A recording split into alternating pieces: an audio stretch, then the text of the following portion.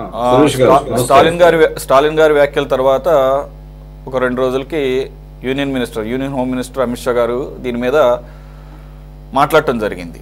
అది మరి ఎంతవరకు అది దాని మీద స్టాండ్ అవుతారనేది ఒక అంశం. అయితే ఆయన మాట్లాడింది ఏంటి, జనాభా ప్రాతిపదికన డీలిమిటేషన్ జరగదు, దామాషా పద్ధతిలో జరుగుతుంది అన్న అర్థం వచ్చేటట్లుగా ప్రోరాటా, ఇప్పుడు ఎట్లా అయితే ప్రాతినిధ్యం ఉందో ప్రతి రాష్ట్రానికి ఆ ప్రోరాటా ఒకవేళ కనుక పెరగాలనే ఉద్దేశమే ఉన్నట్టుంది వారికి. అందు గురించి కొత్త పార్లమెంటు కూడా భారీ స్థాయిలో ఒక 800 నుంచి పైచిలకు మెంబర్స్ కూర్చునేలాగా ముందుగానే దానికి ఏర్పాట్లు జరిగినాయి, సీటింగ్ అలా ఉంది.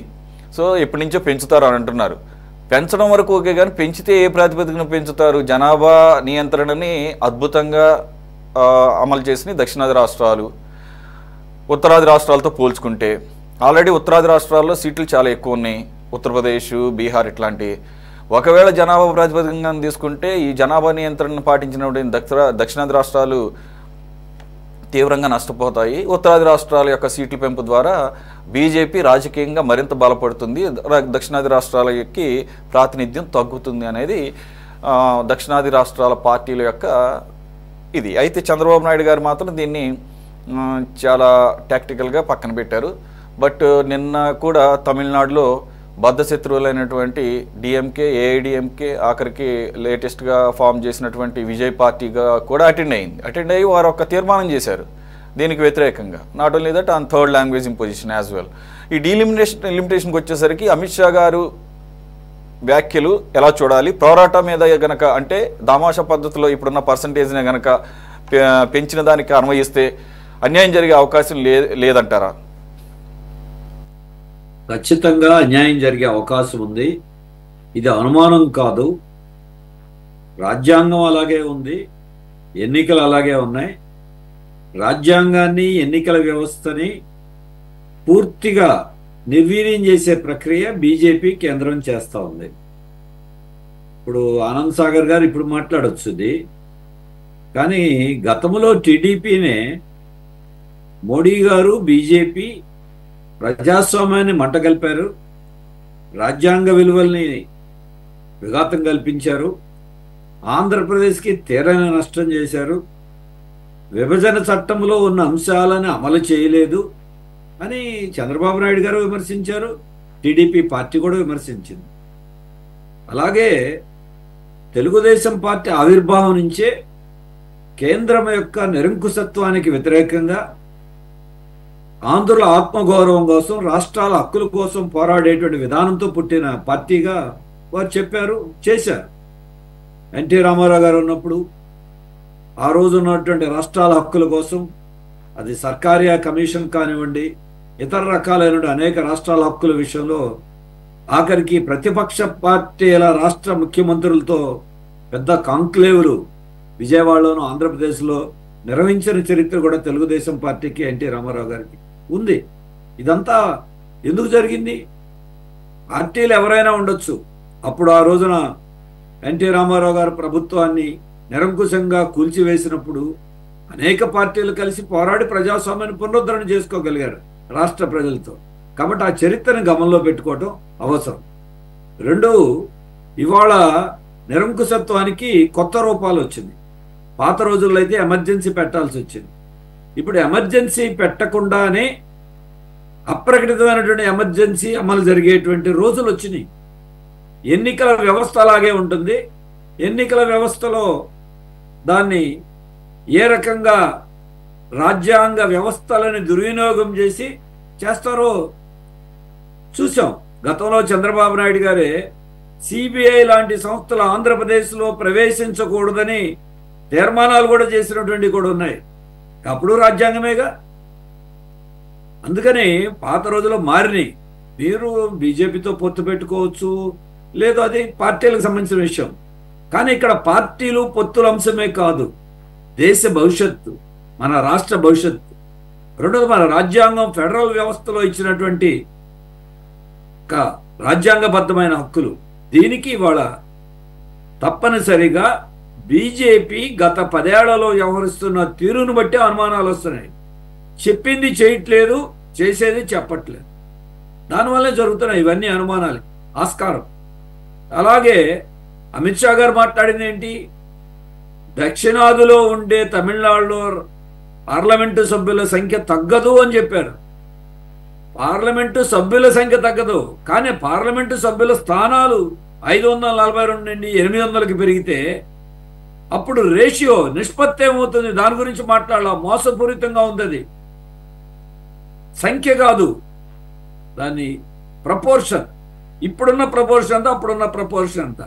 ఈరోజు అందరూ మాట్లాడుతున్న దాని ప్రకారం జనాభా ప్రాతిపదికను చూసుకుంటే గతంలో దక్షిణాదికి ఉన్నటువంటి పార్లమెంటు సభ్యుల యొక్క నిష్పత్తి 23-24% నుండి 19% పడిపోయేటువంటి ప్రమాదం ఉంది. కొన్ని రాష్ట్రాలు, ఉత్తరప్రదేశ్, బీహారు, మధ్యప్రదేశ్, ఇటువంటి కొన్ని రాష్ట్రాలు 42 నుండి 48% వాటి పర్సంటేజ్ పెరిగే అవకాశం ఉందని సైంటిఫిక్గా దాని లెక్కలు బట్టి చెప్తున్నారు. కాబట్టి గతంలో జరిగిన దానికి అనుమాన పట్టడానికి ఉండేటువంటి ఆస్కారం. అలాగే అనుమాన పట్టడానికి ఒక ఆస్కారం ఏంటి? మన రాజ్యాంగం యొక్క మౌలిక స్ఫూర్తికి భిన్నంగా జమిలీ ఎన్నికల ప్రతిపాదనలు తీసుకొచ్చారు. ఎప్పుడన్నా చూసామా ఇది? జమిలీ ఎన్నికలకు అన్ని పార్టీలు వ్యతిరేకంగా ఉన్నాయి. మరి వాళ్ళ జమిలీ ఎన్నికల రాష్ట్రాలకు ప్రత్యేకత లేకుండా రాష్ట్రాల హక్కులు హరించే రీతిలో రాజ్యాంగం అలాగే ఉంటుంది. కానీ కేంద్రంతో పాటే ఎన్నికలు రాష్ట్రానికి జరగాలంటే రాష్ట్ర ప్రభుత్వాలు రద్దయితే రాష్ట్రపతి పాలన కొనసాగటమేగా మళ్ళీ ఎన్నికలు జరిగేదాకా. లేదు, పార్లమెంట్లో కనుక ఏదన్నా పరిస్థితి వచ్చి మళ్ళీ తొందరగా ఎన్నికలు జరిగితే రాష్ట్రాలు కూడా రద్దయిపోతాయి కదా. ఇవి కళ్ళ ముందు కనబడుతున్నాయి. అనుమానం ఏంటి? కాబట్టి ఇటువంటి తరుణంలో డీలిమిటేషన్ దాంట్లో పార్టీలో కోరుతున్న దాని మీద ముఖ్యమంత్రి గారు కొన్ని ఎన్డీఏలో ఉన్న ఇష్యూ వైజ్గా మన రాష్ట్ర హక్కులే కాదు, దేశంలో ఉన్నటువంటి ఫెడరల్ వ్యవస్థని, రాష్ట్ర హక్కుల్ని కాపాడుకోవటానికి స్పందించాలి. ఆచితూచి స్పందించడం, వ్యూహాత్మకంగా స్పందించడం కాదు, మౌనం వహించడం అవకాశవాదంగా మారుతుంది. ఆచితూచి స్పందించాల్సిన సమస్యలు కొన్ని ఉంటాయి. ఏది? ఒక సెంటిమెంటల్ సమస్యలు, వివాదాస్పదమైన సమస్యలు. ఇది అలా కాదు. ఖచ్చితంగా ఊహాజనితం ఏంటి? దేశమంతా చర్చ జరుగుతోంది. 2047లో ఆంధ్రప్రదేశ్ ఎలా ఉండాలి, దేశం ఎలా ఉండాలి అని 47 గురించి మాట్లాడుతున్నారు. 2026 గురించి మాట్లాడటం ఊహాజనితం ఏంటి? కాబట్టి మీరు ఖచ్చితంగా ఈ రోజున ఇది ఒక పార్టీల సమస్యగా చూడొద్దు. దీన్ని ఒక రాజ్యాంగం యొక్క మౌలిక సూత్రాలకు సంబంధించిన సమస్యలుగా మనం చూద్దాం. ఇది ఒకటే కాదు. ఈరోజు త్రిభాషా విధానం, హిందీకి ఎవరో వ్యతిరేకం కాదు, కానీ హిందీని బలవంతంగా రుద్దేటువంటి ప్రభుత్వాల విధానాలకు వ్యతిరేకంగా ఉండాలి. భాషలు నేర్చుకోవాలి. అందరూ చెప్తున్నారు, మీరు కూడా మాట్లాడుతున్నారు, మాతృభాషలోనే విద్యాబోధన. మాతృభాషలో ఇది ఒకేదో భారతదేశం కాదు, ప్రపంచవ్యాప్తంగా ఉన్నటువంటి అనుభవం. ఇటువంటి తరుణంలో 3 లాంగ్వేజ్ మార్చుకోవాలి, తప్పులేదు.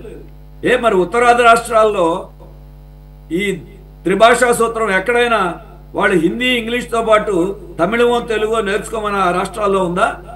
అంటే త్రిభాషా సూత్రం దక్షిణాదికేనా, కొన్ని రాష్ట్రాలకేనా? కాబట్టి ఇదేమీ ఒక హిందీకి వ్యతిరేకత కాదు. ఇది బలవంతంగా రుద్దటం అనేది ప్రజాస్వామ్య విరుద్ధం, రాజ్యాంగ విరుద్ధం.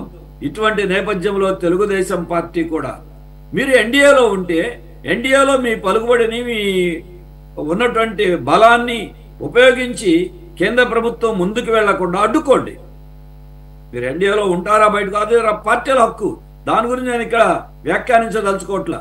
మీరు ఉన్న ఇప్పుడు అనేక సందర్భాల్లో అనేక పార్టీలు అలా నితీష్ కుమార్ చాలా సందర్భాల్లో చాలా విషయాల్లో వ్యవహరించినవి ఉన్నాయి.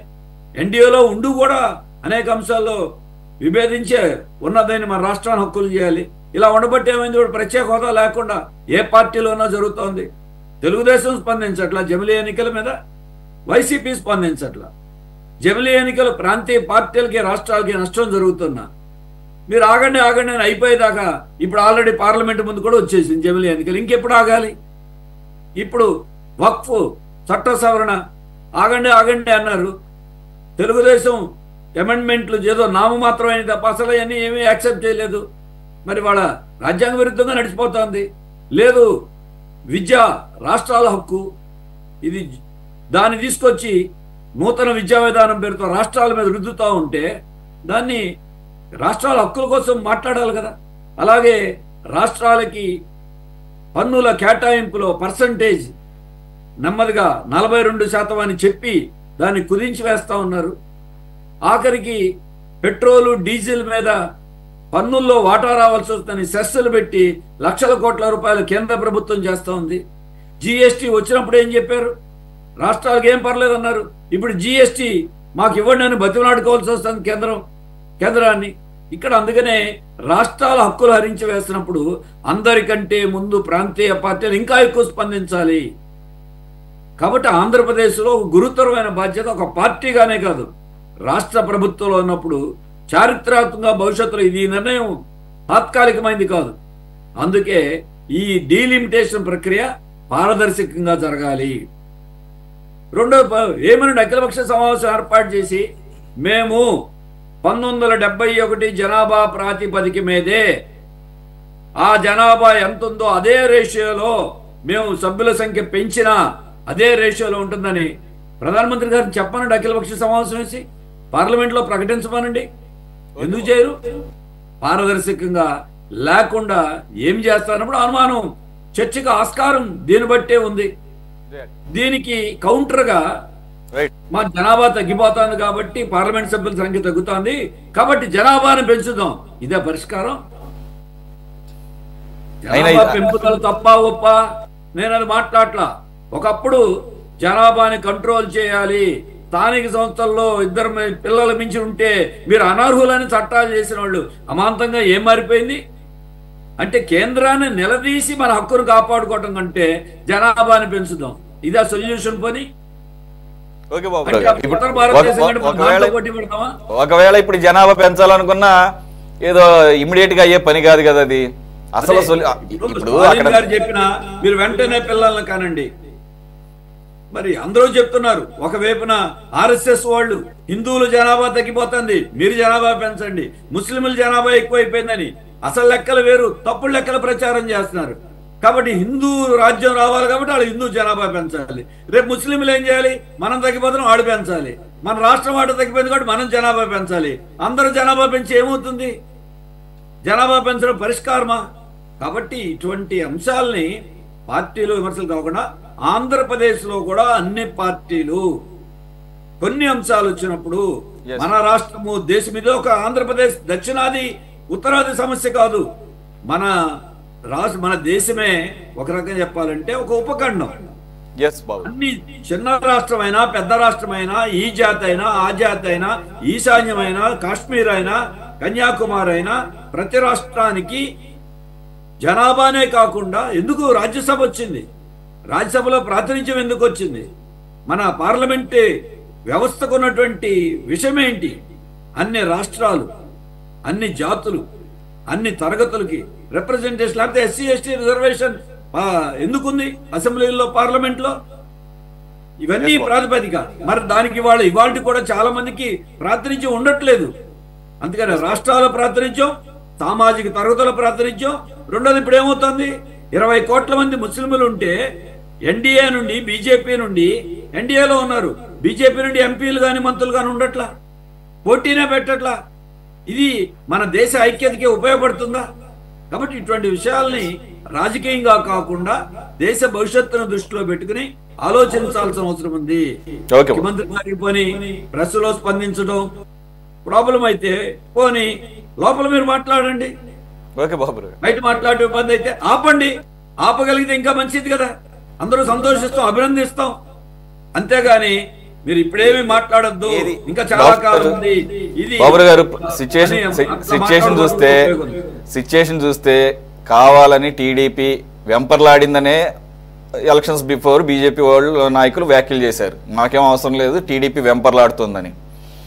సరే, ఆ వారు కూడా గతంలో ఎన్డీఏ నుంచి బయటకు వచ్చి తప్పు చేసామన్న ఒక భావంతోనూ రాష్ట్రంలో ఉన్నటువంటి రాజకీయ పరిస్థితుల మూలంగాను పవన్ కళ్యాణ్ గారి యొక్క ప్రొయాక్టివ్ రోల్ మూలంగాను ఎన్డీఏని ఫామ్ చేసింది, దగ్గర తీసుకొచ్చింది టీడీపీని బీజేపీని నిర్వాదాంశంగా పవన్ కళ్యాణ్ గారు, డౌట్ ఏం లేదు దీంట్లో. కాబట్టి ఏదేమైనా ఇవి ఈ మధ్య రీసెంట్గా ఫామ్ అయినటువంటి పరిస్థితి కాబట్టి మీరు అన్నట్లుగా యాక్చువల్గా రియలిస్టిక్గా జరగాల్సినటువంటి కార్యక్రమం అయితే జరిగే పరిస్థితి అయితే కనపడటంలా. టీడీపీ విషయం అవ్వచ్చు, వైసీపీ విషయం, అసలు వైసీపీ అయితే ఎంత త్వరగా జమిలీ ఎన్నికలు రావాలా అని చెప్పేసి ఆరాటపడుతుంది.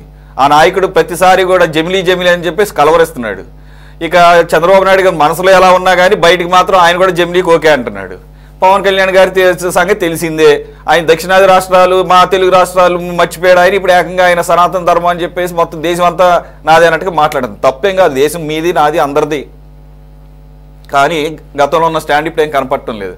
ఒకవేళ దక్షిణాది రాష్ట్రాల ఇంట్రెస్ట్లు పర్టికులర్గా ఆంధ్రప్రదేశ్ తెలంగాణ తెలుగు రాష్ట్రాల ఇంట్రెస్ట్ల గురించి మాట్లాడే పరిస్థితి ఇప్పుడు ఆయనలో కూడా కనపడటం లేని పరిస్థితి.